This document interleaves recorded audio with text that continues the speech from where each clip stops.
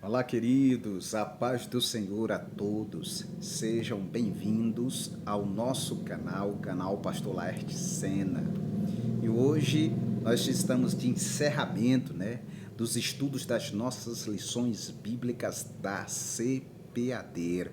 É o nosso primeiro trimestre do ano de 2026 e agora chegamos ao final. Tivemos aí 12 lições maravilhosas. Chegamos agora à lição de número 13, do dia 29 de março de 2026, cujo tema nós vamos falar sobre a Trindade Santa e a Igreja de Cristo. Esse é o tema que nós vamos falar na lição de número 13, que por sinal é uma lição maravilhosa, uma lição que iremos aprender muito, assim como nós aprendemos com as outras lições no decorrer desse primeiro trimestre. E, queridos, de já eu quero convidar você que ainda não é inscrito e assiste nossos vídeos, se inscreva no nosso canal e ative os sininhos de notificação para você ser notificado todas as vezes que nós lançarmos um vídeo aqui. E vamos continuar orando por você e toda a sua família. Pois bem, para nós começarmos aqui o nosso subsídio da lição, que, como eu sempre falo nos nossos estudos aqui, é apenas um subsídio para lhe auxiliar aí na sua classe da Escola Bíblica Dominical. E para nós começarmos aqui, nós temos que entender primeiro os objetivos da nossa lição, que, falando que são três objetivos, o primeiro objetivo é mostrar a atuação do Pai, do Filho e do Espírito Santo no plano redentor. Explicar que a comunhão da igreja só é possível pela ação trinitária. Esse foi o segundo ponto. Terceiro, destacar que a missão da igreja é fruto do envio e capacitação da Trindade. Esses são os três objetivos da lição que nós iremos estudar. A lição de número 13, falando sobre a Trindade Santa e a Igreja de Cristo. A palavra-chave de hoje é Trindade. É a palavra-chave de hoje. E os três pontos principais da nossa lição, que nós vamos estudar, vou estar falando aqui agora. Primeiro ponto é a Trindade e o plano redentor. É o primeiro ponto principal da nossa lição. O segundo ponto principal é a igreja e a comunhão com a Trindade. E o terceiro e último ponto, nós vamos falar sobre a igreja é enviada pela Trindade. Esses são os três pontos principais da nossa lição que nós vamos estudar. Para nós ganharmos tempo, vamos começar logo aqui falando do primeiro ponto, que nós vamos falar sobre a Trindade e o plano redentor. A Trindade e o plano redentor. Primeiro nós temos que entender que isso mostra como o Pai, o Filho e o Espírito Santo atuam de forma harmoniosa para salvar a humanidade. Para salvar a humanidade. E, se tratando disso, falando aí da Trindade e o plano, falando da primeira pessoa da Trindade, que é o Pai, vemos que esse plano ele nasceu no coração do Pai. Precisa entender isso, que primeiro o plano nasceu no coração do Pai. E isso implicou o quê? Implicou o amor ao mundo. Isso, Deus amou o mundo. Por isso ele elaborou esse plano, porque ele amou o mundo. Veja só que primeiro Deus, ele ama, né? Ele é amor, a Bíblia diz que Deus é amor. Então isso é muito importante a gente entender. O princípio desse plano está baseado no amor de Deus. E segundo, está baseado no envio do Filho. Deus enviou o Filho. Vemos isso em João 3,16, aquele famoso versículo, né? Porque Deus amou o mundo de tal maneira que enviou o seu Filho único para que todo aquele que nele crê não pereça, mas tenha a vida eterna. Glória a Deus por isso. Segundo, nós podemos ver a execução, que é através do Filho. O Filho executa o plano. O Pai elabora o plano e o Filho executa o plano. E na execução do plano, podemos ver e entender que a primeira coisa que acontece na execução do plano através do Filho é que o Filho se fez carne. Como diz João no capítulo 1, versículo 14, se não me foge a memória, dizendo assim, e o verbo se fez carne, ou seja, E vimos a sua glória, e a glória como a glória do unigênito do Pai, né? Ali vemos ali a encarnação do Filho. E também isso implica tanto a sua encarnação, também como a sua morte na cruz. Na execução envolveu primeiro a encarnação do Filho, segundo a sua morte na cruz. A morte de Cristo, do Filho, na cruz foi necessário, faz parte da execução, né? A execução do plano. Era necessário Jesus, era o Filho se encarnar, era necessário Jesus, o Filho ser morto na cruz, ou seja, como um sacrifício para remissão dos pecados, né? Para nos resgatar novamente. É o sacrifício como substituição, ele nos substituiu. Então foi necessário no plano da execução, através do Filho, primeiro a sua encarnação, segundo a sua morte na cruz. E terceiro, a sua ressurreição. Foi necessário para a execução do plano a ressurreição de Cristo.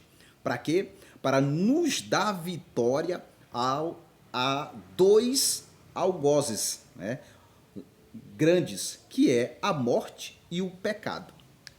Isso, a sua ressurreição, garantiu a nossa vitória sobre o pecado e a morte. Que maravilhoso! Sem a ressurreição de Cristo, nós não teríamos vitória sobre a morte e sobre o pecado, que tinha poder sobre nós.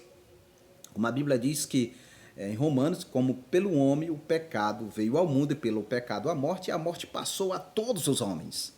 E também, continuando o versículo lá, Romanos, se não me falha a memória, capítulo de número 5, né, que fala sobre, e como pelo homem veio o pecado e a morte passou a todos os homens, também por um só, que é Cristo, que morreu pelos pecados de todos, né, dando salvação a todos os homens. Então podemos observar que a ressurreição de Cristo nos deu poder, nos garantiu a vitória sobre o pecado e a morte. Nós vamos ver isso também lá em João, no capítulo 19, versículo 30. A base bíblica para isso, João, capítulo 19, versículo de número 30. Veja o que a Bíblia diz. Eu gosto sempre de usar as Escrituras Sagradas, porque ela é o nosso manual de fé, regra e prática. João, capítulo 19, versículo de número 30, diz assim as Sagradas Escrituras.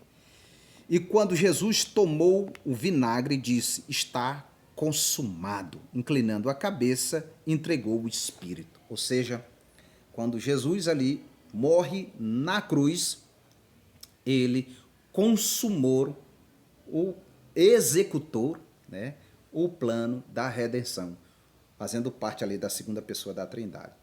E vamos falar agora da terceira pessoa da Trindade, que é o Espírito Santo, no plano da redenção. A sua ação, ela implica na redenção, né? Ela implicou a redenção, que é convencer o homem do pecado. É uma ação do Espírito Santo no plano da redenção. A primeira ação dele é convencer o homem do pecado, da morte e do juízo. Segundo, regenerar o homem e dar vida ao homem. Regenerar e dar vida. Ou seja, o homem estava caído, transfigurado, e o Espírito Santo colocou de novo o homem de pé, regenerou o homem de novo, estava transfigurado, regenerou o homem e deu vida, ou seja, nós estávamos mortos e o Espírito Santo nos deu vida de novo.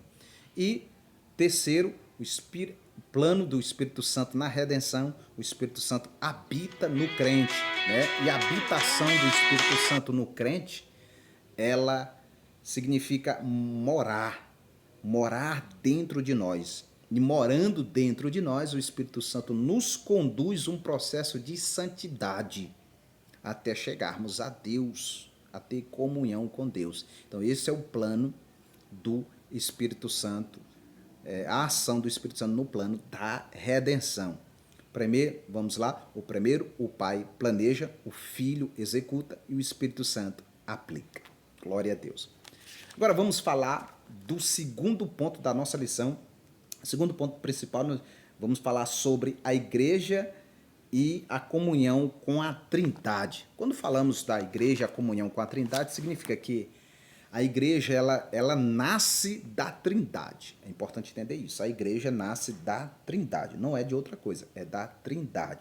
Isso significa que a igreja não é uma obra humana, ela não é obra humana, né, da invenção humana. A igreja é fruto do plano eterno de Deus. A igreja, nunca esqueça isso, a igreja é fruto do plano eterno de Deus. E a comunhão com a Trindade, primeiro nós precisamos falar sobre a comunhão da igreja com o Pai, que é a primeira pessoa da Trindade. A comunhão da igreja com o Pai, nós entendemos que somos filhos, né? A Bíblia nos diz que somos filhos de Deus. Podemos observar e ver isso lá em Romanos, no capítulo 8, versículo de número 15, né? Romanos 8, versículo de número 15, nós podemos observar sobre a comunhão da igreja com o Pai. O que diz? A Bíblia diz assim, olha só. Porque não recebestes o espírito de escravidão, para outra vez estardes em temor, mas recebestes o espírito de adoção, de filhos, pelo qual chamamos Abba Pai. Então essa é a nossa comunhão com a Trindade, é a nossa comunhão com o Pai. É que nós fomos adotados como filhos. Agora nós somos filhos, aquela intimidade que temos, que o filho tem com o Pai. Então essa está retratando a nossa comunhão com o Pai. E também temos acesso direto, né, através da oração. Nós temos acesso direto com o Pai através da oração, falando da nossa comunhão com Ele, falando da comunhão da igreja com o Pai primeiro.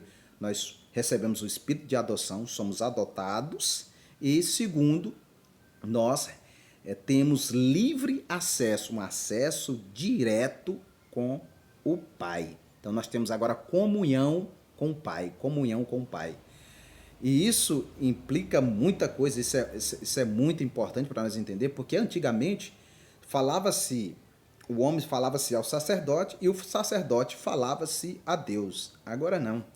Após a morte de Cristo, após o plano da redenção ser consumado ali na cruz, nós temos agora a comunhão com o Pai, além de sermos filhos adotados, né, e agora nós temos acesso direto, não precisamos ir até o sacerdote ir até falar com Deus. Agora nós mesmos podemos ajoelhar os nossos joelhos em qualquer lugar que nós estivermos, qualquer lugar que você estiver, você pode dobrar os seus joelhos e orar a Deus, orar ao Pai, porque o plano de Deus é para isso. Isso é comunhão com Deus. Agora nós temos comunhão com Deus, temos acesso direto através da oração, nosso diálogo com Deus. Se você quiser agora, nesse exato momento, ter comunhão com Deus, é só abrir a sua boca e falar com Deus, porque Ele é o nosso Pai, você é filho. Glória a Deus. E terceiro, vivemos debaixo do seu amor. Essa comunhão não só nos deu o direito de sermos adotados, sermos filhos, e também não só acesso direto através da oração, mas também está debaixo do amor de Deus. Então Deus nos ama e debaixo do amor de Deus nós estamos protegidos. E ainda falando agora sobre a comunhão com o Filho, né? Falando sobre a comunhão da igreja com o Filho, falamos aí da comunhão da igreja com o Pai, e segundo, a comunhão da igreja com o Filho. Jesus, nós vemos isso, que Jesus, ele é o cabeça da igreja. Está lá em Colossenses capítulo 1, né? Colossenses capítulo 1, nós podemos observar isso. Colossenses capítulo 1, versículo de número 18. Diz assim, ó. Ele é a cabeça do corpo da igreja e o príncipe e o primogênito dentre os mortos, para que em tudo tenha a preeminência.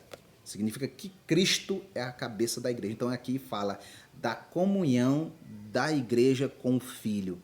Então, se Cristo é o cabeça da igreja, então nós estamos ligados a Ele. Nós temos comunhão com Cristo. Estamos junto de Cristo. Nós não estamos separados, porque Ele é o cabeça da igreja. É Ele que direciona a igreja. É Ele que conduz a igreja, é Ele que guia a igreja. Para onde a cabeça gira e vai, assim é a igreja. Cristo é o cabeça, é Ele que pensa pela igreja, é Ele que fala pela igreja, é Ele que faz, é Ele que conduz a igreja. Esta é a comunhão da igreja com o Filho. Glória a Deus. E também, o que eu acho mais lindo aqui sobre a comunhão da igreja com o Filho é que a igreja ela é chamada de noiva de Cristo.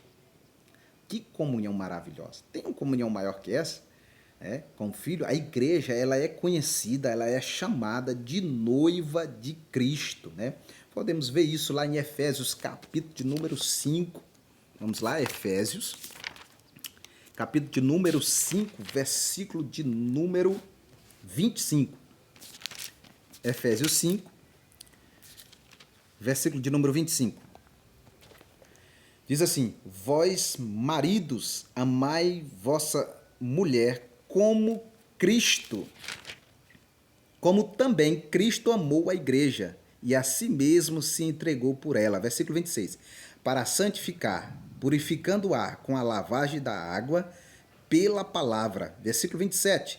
Para apresentar a si mesmo igreja gloriosa, sem mácula, nem ruga, nem coisa semelhante, mas santa e irrepreensível. Ou seja, aqui é a comunhão da igreja com Cristo.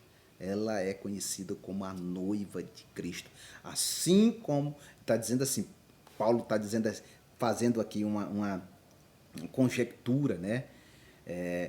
Falando sobre o casamento do homem com a mulher. Assim, maridos, amai a vossas esposas, assim como Cristo também amou a igreja. Glória a Deus. Que comunhão maravilhosa de amor de Cristo. A igreja com o Filho. Bênção de Deus, maravilha de Deus. E falando também da comunhão da igreja com a Trindade, vamos falar agora da terceira pessoa do Espírito, da Santíssima Trindade, que é o Espírito Santo, a comunhão com o Espírito, né? Nós vamos ver que a comunhão da igreja com o Espírito, nós vamos ver isso através da unidade dos irmãos, né? A unidade entre irmãos. Quando nós estamos unidos, quando a igreja se une, os irmãos estão unidos, que isso é uma ação do Espírito Santo, nós estamos tendo comunhão com o Espírito Santo. Nunca nós teremos comunhão uns com os outros se nós não tivermos comunhão com o Espírito Santo. Não existe comunhão com o Espírito Santo se a gente não tiver comunhão com o irmão. Isso é muito sério. E tem pessoas que se intrigam na igreja com o irmão, intrigado, não fala com o irmão. Cuidado, cuidado. Se você não tiver comunhão com o seu irmão, você não terá comunhão com Deus, não terá comunhão com o Filho, e não terá comunhão com o Espírito Santo, não terá comunhão com a Trindade. Então, a comunhão entre irmãos é prova que nós temos comunhão com o Espírito Santo. Porque o Espírito Santo que está dentro de nós é que faz isso. É que nos dá a capacidade de perdoar, de amar o nosso próximo. Então, isso é ter comunhão com o Espírito Santo, é viver em unidade entre irmãos. E para nós concluirmos aqui, né, o estudo da nossa lição, nós vamos agora para o terceiro ponto, né? Para o terceiro ponto que vai falar sobre a igreja é enviada pela Trindade. É o nosso terceiro e último ponto, para nós já terminarmos aqui o estudo.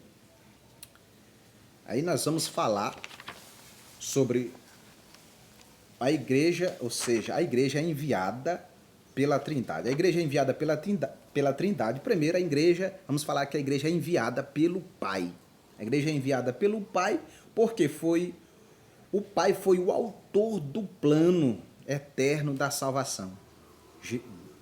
Deus enviou o Filho, então a igreja é enviada pelo Pai através do Filho, ou seja, através do plano da redenção, né? Do plano eterno da redenção. E segundo, a igreja é enviada pelo Filho, né? O Filho envia, né? E vemos isso que Jesus ele deu ordem em Mateus 28 e 19, capítulo 28, versículo 19, nós vemos ali uma ordem de Jesus com relação a enviar os discípulos. Ele diz assim, ó, ide e fazei discípulos. Ou seja, ali é o Filho enviando a igreja. Ide e fazei discípulos Então, é um envio do Filho. E também o que está escrito em João também, capítulo 20, versículo 21, nós vemos que Jesus diz assim: assim como o Pai me enviou, eu também envio a vós. Então ali é o envio do Filho em relação à igreja. E para nós encerrarmos, temos aqui também um envio do Espírito Santo. A Trindade e o envio da igreja, falando também sobre o envio do Espírito Santo. Por quê? O Espírito Santo age através da capacitação da igreja. Nós vemos isso em Atos dos Apóstolos, capítulo 1, versículo de número 8, que diz assim: ó, recebereis poder ao descer sobre vós o Espírito Santo. Então isso significa que ao descer sobre a igreja o poder do Espírito Santo, a igreja foi capacitada para sair pregando o evangelho. Veja só que a igreja só saiu pregando o evangelho quando ela recebeu a capacitação do Espírito Santo. Aí o poder de Deus agiu na vida da igreja, a igreja cresceu. Nós vemos ali no livro de Atos dos Apóstolos, capítulo 1, o que nós frisamos aqui agora. E, por último, para nós encerrarmos, o Espírito Santo é ele quem capacita, orienta, fortalece, guia a igreja. Então isso, Deus ele enviou através do plano, Jesus, ele também ele enviou através da sua ordem e o Espírito Santo através da capacitação. Pois bem, queridos, este foi o nosso comentário da 13ª lição, a última lição. Nós estamos encerrando esse trimestre, o primeiro trimestre de 2026, que foi uma bênção. Creio que Deus falou muito ao seu coração através desses estudos das nossas lições bíblicas. Estamos aí esperando agora o segundo trimestre, que nós vamos falar aí sobre homens dos quais o mundo não era digno, falando de Abraão, Isaac e Jacó, que será uma bênção. Estamos aí aguardando a lição para nós estarmos aí dando continuidade nesses estudos. Quero dizer a você que você é sempre